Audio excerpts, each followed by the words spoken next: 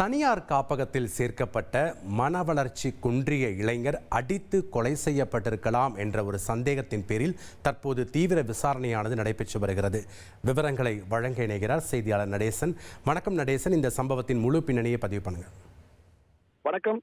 கோவை சோமனூர் மாதப்பூர் அம்மன் நகரைச் சேர்ந்தவர் ரவிக்குமார். இவருக்கு பானுமதி என்ற மனைவியும் ஒரு மகளும் வருண்காந்த் என்ற மகனும் உள்ளார்.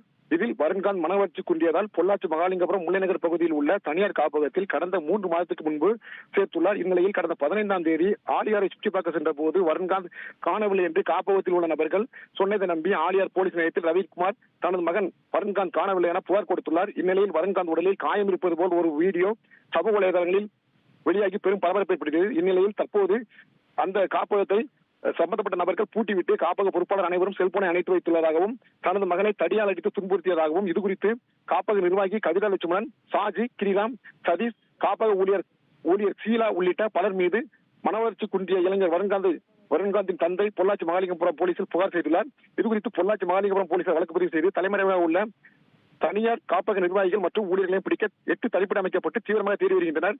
இந்த நபர்கள் போலீசார் கைது செய்தால்தான் வருண்காந்த் எப்படி கொல்லப்பட்டார், எங்கு புதைக்கப்பட்டார், உயிருடன் உள்ளாரா என்ற முழுமையான தகவல் தெரிய வரும்.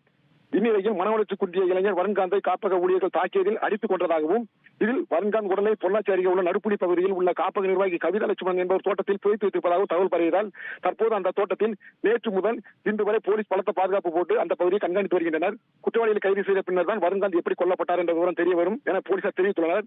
தற்போது மகாலிங்கபுரம் போலீசார் தனியார் காப்பகத்தின் பாதுகாவலர் ரித்திஷ் என்பவரை பிடித்து விசாரணை மேற்கொண்டு வருகின்றனர்.